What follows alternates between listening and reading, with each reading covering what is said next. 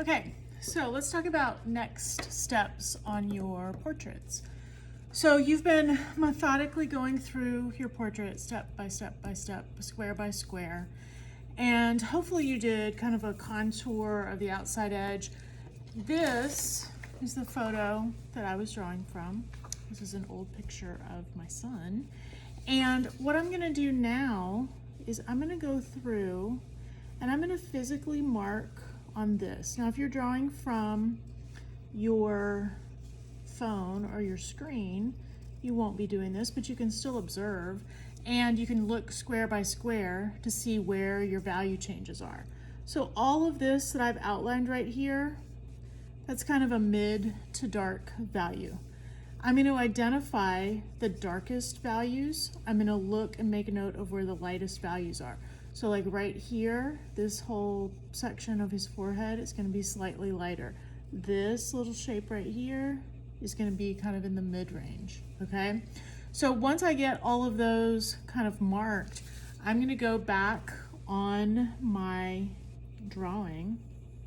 And if you've already erased your grid, that's okay. You can do that just by observing because you've already got everything kind of blocked off, right? And I'm gonna go through and I'm gonna physically mark where those dark values are or where the light values are. Now, I ran this picture through PicsArt just like the ones I sent you of the picture that you had. And you don't always have to do that, but it sometimes helps if you're having a hard time translating what would be a dark value, what the lines might be, how would you break it down shape by shape. And the more you do it, you know, just like with anything, the more you do something, the better you get at it. And you may not find that a useful tool, but I think it will help you, at least to start with figuring out. And then I would keep figuring out where everything goes. And then I would keep your reference photo, even if it's on your screen, close by so that you can look to see. And you're probably gonna have maybe 4 or 5 values in your photo that you wanna focus on. So like the white lightest of his eye, that's gonna be the lightest value on there. Around here, the tip of his forehead, some parts of his hair. And then the darkest values, of course, will be under here, around the iris of his eye, his eyebrows. So you can just kind of go through and make a mental note, or you can physically mark it on your paper. You may want to get a page in your sketchbook. I've got this scrap paper right here to test out some color values with your paint. Couple of things you need to know about the paint that we're using. This is acrylic paint. It dries very quickly. It's got like a plastic base to it. It is, every stroke that you make needs to count because you're not gonna have a lot of blending. Once you're putting it on paper, that stroke is gonna show and it's probably gonna dry pretty quickly. The advantage of it is that you can put down a layer and then you can put another layer on top of it and you can layer up your paint pretty quickly. But the disadvantage is it's not gonna blend really easily on your paper and it's gonna dry fairly quickly. So it's not super workable once you get it down. You may have a variety of brushes at your house. You may not. You might just be using the brush that was in your watercolor set. Probably a little soft for acrylic paint, but it'll work if that's all you've got. That may be an issue when you get to the background, and if you need to borrow you know, a brush, you can let me know. Or you could get creative with how you fill that in the back. You may not be painting it in the back. Maybe you're gonna collage it, or maybe you're gonna do some sort of design with marker. Whatever you do, make it intentional. Don't just, you know, scribble something out in the background just to finish it off, because that will ruin all of the hard work that you've put into it. So if you are doing a marker design in the back, make it very organized and planned out, okay? Even if it is, you know, abstract and going in a lot of different directions, it still needs to have a plan and it still needs to be executed with good craftsmanship, not just kind of just filling it up just to mark it off and be done, okay? Then you'll notice that in your paints, you only have a color and then you have white. The color is gonna serve, the base color is gonna serve as your darkest value. I didn't give you any black because black paint can get away from you really quickly, and you really don't need black. If you have the primary colors, you can mix up anything that you need, but we're doing a monochromatic color scheme on this. So I'm only going to be using my color and white, and the color is going to be the darkest value.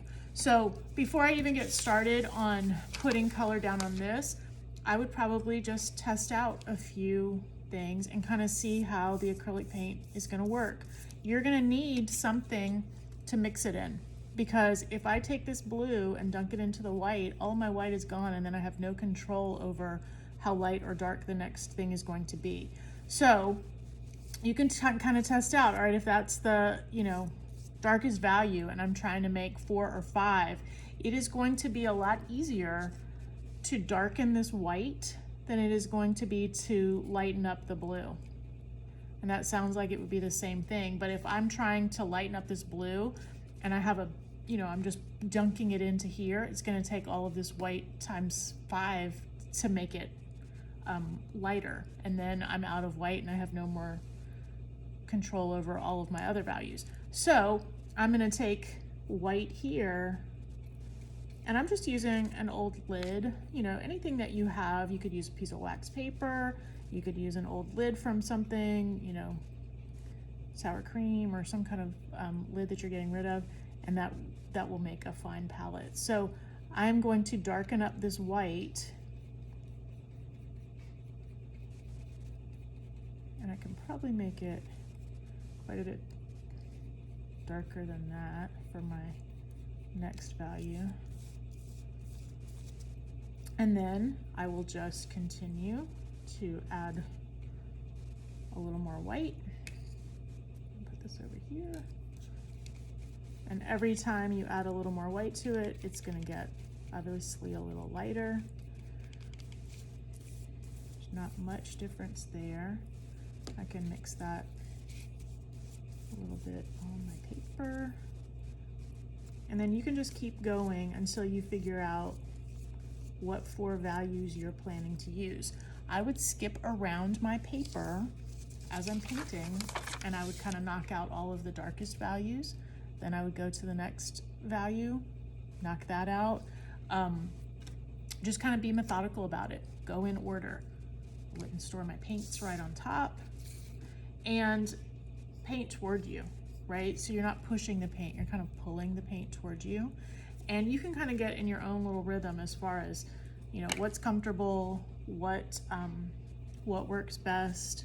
It's going to dry quickly, so you can paint a little bit and come back to it, and that part will be dry. If you mess up, it's going to dry, and guess what? You can paint right over it. So don't panic too much. And there are some parts where you have to be really precise, and there are other parts that are going to be a little looser. So you can make all of those determinations as you go. Mark off what your darkest parts are. Paint those in first. Or you could go in reverse. You could do the dark last. That actually might be smarter, but that's up to you, okay? So you're just gonna go methodical step by methodical step and then make a good decision about the background. I wouldn't try and paint it all in one setting. I would paint, you know, as much as you can, then I would come back to it.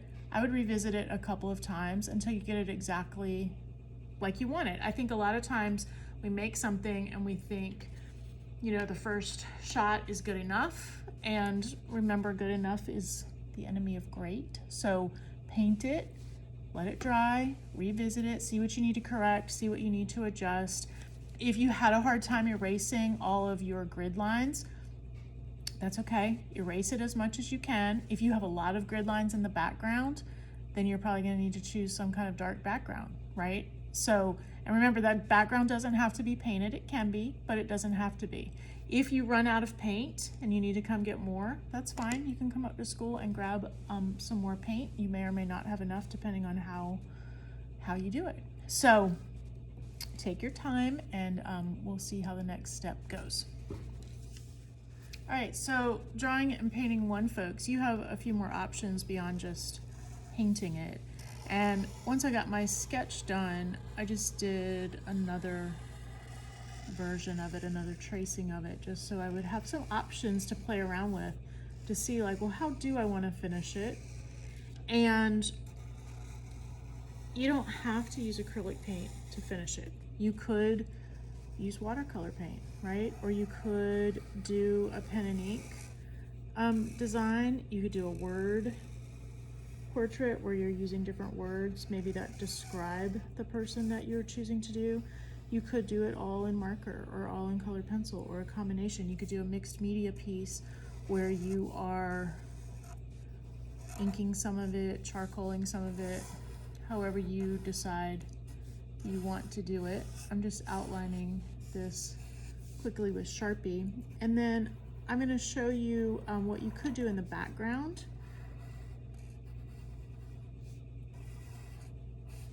I may not want all of this. Sharpie, we'll see. I'm going to do a collage on this one in the background. And I'm going to go back on the face part and add some different values and some different lines. I might even do a line design on this one, kind of make it an abstract, just a line study.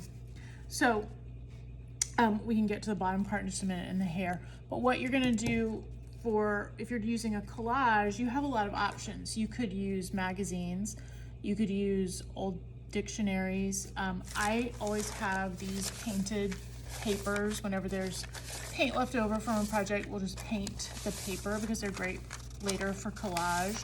So I'm going to pick a couple of colors of those. You could tear paper for your collage. You could also, let me grab a ruler. You can also take a ruler and use the metal edge to rip the paper, which I think is what I'm going to do for this one. Because I want it to be straight, but not scissor straight. And paper will rip really easily with a ruler. And I don't know if you can tell, but it's got like this kind of little like deckled edge. And because these were painted with acrylic paint, all of the strokes dried exactly how you had them. So when I crisscross them, it may be hard to see in the video, but when I crisscross it, it makes two different directions.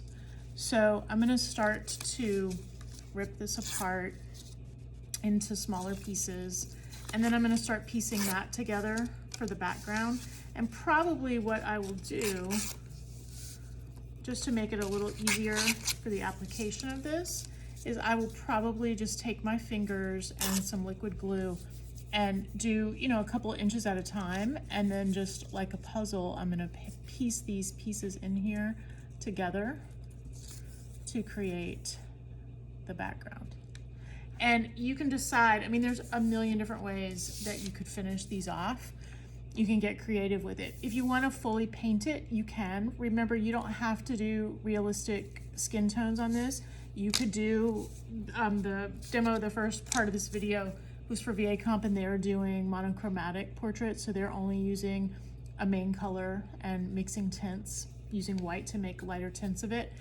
It's up to you. You could do, you know, just completely unrealistic colors. You could also do skin tones, and a couple people have asked about mixing the right skin tones. Every skin tone has a little bit of red, a little bit of yellow, and a little bit of blue. And the way you'll get the correct skin tone is just manipulating the amounts of which color you add more of. But I would start with just base red, yellow, and blue, mix those together till you get a pretty dark brown, and then you can add more yellow to it if you feel like it needs a yellow underbase. If you need it to be a little more red, you can just kind of play around with it. That would be a great extra page in your sketchbook this week to, you know, test out some colors and to see how you are going to get the color that you want. And that would be a good way to test it. And then once you get the skin tone that you want, you can darken and lighten it with little bits of black and little bits of white for the shadows and the highlights on your face. So I would start with just, you know, get your base contour drawing done. You can do that with a grid. You can do it just by observing. You could turn it upside down. Remember that technique that we learned in VA Comp where you turn something upside down and then it kind of tricks your brain into being able to draw it a little more accurately. And then once you get that base drawing done, you can go back, just like in the last little segment where you're marking off which areas are dark values, which areas are going to be light values, where the highlights are. And you can finish it however you want, with marker or color pencil or a combination. I think a combination is always an interesting take on it. You could charcoal the whole thing. Most of you have a piece of charcoal in your art kit. Drawing and painting folks do. and you could ink on top of the charcoal. So use your extra pages in your sketchbook this week to experiment with what is the best way or the most creative way or the way that you want to finish off your portrait, and don't get stuck thinking it has to just be one way. You could watercolor the whole thing and then ink on top of that. So play around in your sketchbook. That will be valuable use of your time this week before you get to the finishing stage of your portrait. Can't wait to see them.